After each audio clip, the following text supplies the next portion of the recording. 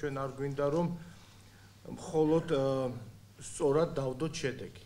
ჩვენ გვინდა სწორი შედეგი დავდოთ. ამდენად ეს გარკვეულ დროს მოითხოვს და შესაბამისად მაგალითად დღეისთვის ჩვენ გვაქვს 7-ზე მეტი ინტერვიუ და გამოკითხვა პიროვნებების.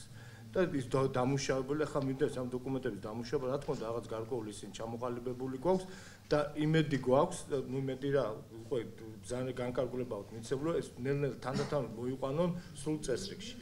ეხლა სამხედრო მეცნიერისგან მინდა უნდა განსხვავდეს, რომ ჩვენ უნდა ვიცოდეთ დროზე, როდის შევჩერდეთ. ეს გაუთავებად კვლევა შეიძლება გაუთავებად გაგრძელდეს. შესაბამისად ჩვენ გეგმავთ, ჩვენი ამოცანა არის, რომ მომავალი წლის გაზაფხულისთვის პირველი შედეგები გაცნობისთვის მასალა იყოს მზად.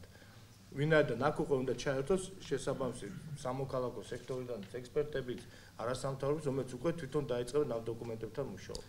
მე დროის ვადა, რაც სავარაუდოდ თხოვე ამ ჯგუფს, რომ ასე ვთქვათ, ჩაჯდნენ, არის გაზაფხული, მომავალი წლის გაზაფხულის პერიოდში ის ნაწილი კვლევის უნდა დასრულდეს.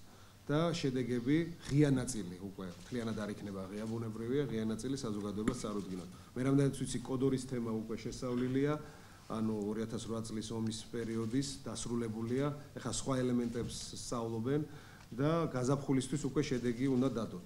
რასაც გაგაცნობთ თქვენს და ბუნებრივია უფრო ფართო საზოგადოებასაც.